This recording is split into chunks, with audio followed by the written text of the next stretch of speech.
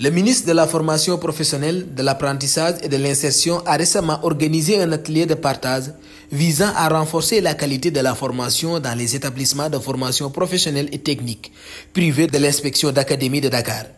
L'événement qui s'est tenu à l'hôtel King Fahd Palace ce vendredi 6 octobre a rassemblé de nombreux acteurs clés du secteur de la formation professionnelle. Je voudrais rappeler donc que cet atelier fait suite à l'audit qualité des établissements privés qui avait été lancé il y a un an, mais dont le point de départ est la directive présidentielle du 15 décembre 2021. L'objectif de l'exercice est d'encourager ces établissements à se conformer aux normes et aux standards en matière de formation, contribuant ainsi à l'amélioration des ressources humaines du pays. En particulier, pour la jeunesse, cet effort collaboratif vise à garantir une éducation de qualité et à répondre aux besoins du pays.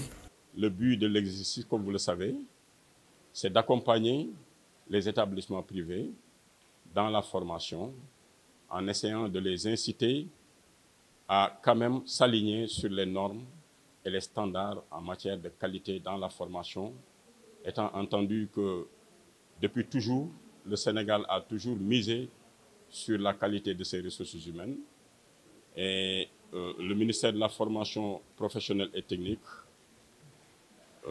ne peut pas à lui seul s'occuper de cet exercice-là de façon cavalière. C'est plutôt, nous avons pensé, dans le cadre d'une dynamique, en tout cas de co-construction, de partage avec les acteurs du privé, les convier pour approfondir un peu dans le cadre donc du partage des résultats des audits des établissements privés, mais également recueillir leurs avis et suggestions pour qu'on puisse ensemble, en tout cas, améliorer la qualité, le contenu dans la formation au bénéfice de notre pays, mais particulièrement de la jeunesse. Dans le cadre de l'amélioration de la formation professionnelle au Sénégal, l'atelier qui s'est tenu aujourd'hui met en place des comités de pilotage au niveau régional et national. Ces comités rassembleront des acteurs du secteur public et privé pour renforcer la qualité de la formation et favoriser le développement des ressources humaines dans le pays.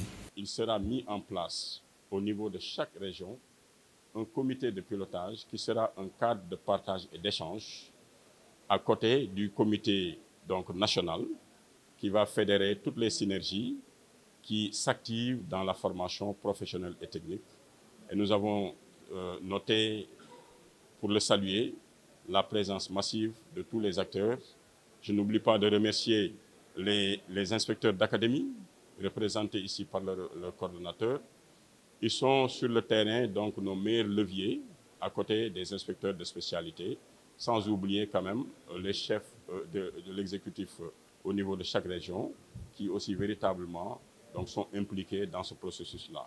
Donc voilà globalement la raison pour laquelle, sous l'autorité de Madame le ministre Mariama Sarr, ministre de la Formation professionnelle et technique, nous avions convié les acteurs aujourd'hui autour de cet important exercice, qui est un atelier donc, de partage des résultats de l'audit, mais un atelier aussi de mise en place des comités de pilotage qui vont intégrer à la fois les acteurs du public, mais les responsables du privé et toutes les personnes ressources impliquées dans le développement de la formation professionnelle et technique.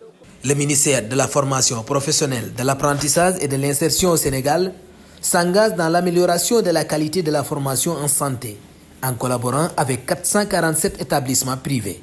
L'objectif de cette initiative n'est pas la répression, mais plutôt l'identification des domaines à améliorer avec un soutien technique et institutionnel pour élever les normes de formation et contribuer au développement du secteur. Au départ, il faut rappeler que c'est 447 établissements qui étaient visés. La liste n'est pas exhaustive.